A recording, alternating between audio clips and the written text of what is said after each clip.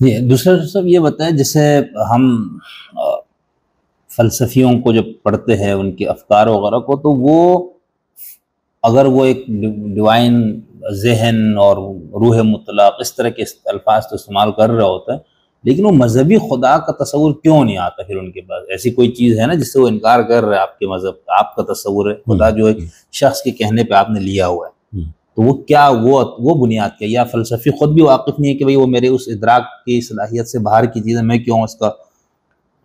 دیکھیں، اگر تو مطلب میں نے خدا کے وجود کو قبول کیا ہے ایک شخص کی بات کو مان کر، اس پر اعتماد کیا ہے، تو پہلی بات یہ ہے کہ وہ میری بلا واسطہ معلومات نہیں ہے. ٹھیک ہے، وہ یہ بالکل جیسی ہی وہ بلا واسطہ معلومات کو بالواسطہ معلومات کو میں بلا واسطہ میں کنورٹ کرتا ہوں،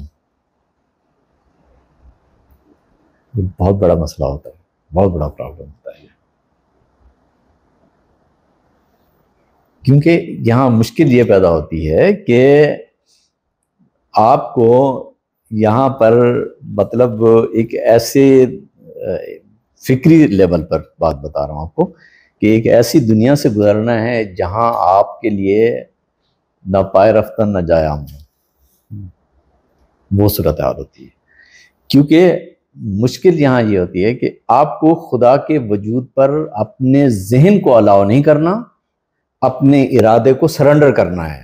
یعنی مجھے یہ تو ماننا ہے کہ میں خدا کو دیکھ رہا ہوں، خدا مجھے دیکھ رہا ہے، لیکن مجھے اپنے عقل نظری کو یہ الاؤ نہیں کرنا کہ اب اس کے متعلق وہ کوئی ایسا تصور بھی قائم کرے جو وہاں سے معلومات آئی ہیں اس کے ساتھ ایڈ بھی ہو سکے.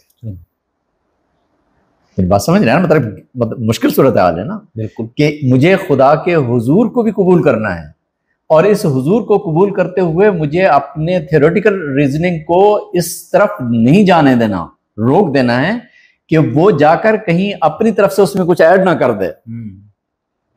جب وہ اس میں کچھ ایڈ کرنے لگتا ہے تو پھر وہی سے وہ پھر ساری بات اس کی ہو جاتی ہے. اور جتنے لوگوں نے جو سیکولر فلاسفرز تھے یا مذہبی فلاسفرز تھے، ان سب کے ہاں یہی مشکل پیدا ہوئی ہے کہ انہیں خدا کے وجود کو لینا ہے مذہب سے، بالکل، اور اس تصور کے ساتھ کوئی ایسا تصور بھی ساتھ شامل کرنا ہے جو میرے اپنے اختراعات میں سے ہو.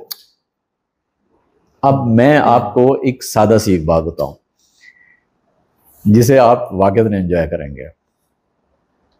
دیکھیں، اگر آپ تھیوریٹیکلی دیکھیں نا، وہ ذات جو ما کانا و ما یکونوں کا علم رکھتی ہو، عالم الغیب والشہادت ہو، وہ فعال لما یرید نہیں ہو سکتی، کیونکہ اس نے اپنے علم کے خلاف تو کچھ کرنا نہیں ہے. میری بات سمجھ رہے ہیں؟ بالکل. یعنی اس کی صورتحال یہ ہے کہ اس نے اپنے علم سے خارج نہیں ہونا، وہ اپنے علم کے سوا کچھ کر نہیں سکتا. جب وہ کچھ کر نہیں سکتا تو اس کے پاس اختیار کہاں سے آ جائے گا؟ اختیار تو آپ کو یہ چاہیے نا کہ آپ اس کے خلاف بھی کچھ کر سکیں. تو جو فعال لما یرید ہوتا ہے وہ عالم الغیب و شہادت نہیں ہوتا. مذہب میں خدا کے لیے یہ ضروری ہے کہ آپ یہ مانیں کہ وہ عالم الغیب و شہادت بھی ہے اور فعال لما یرید بھی ہے ایٹ اے ٹائم.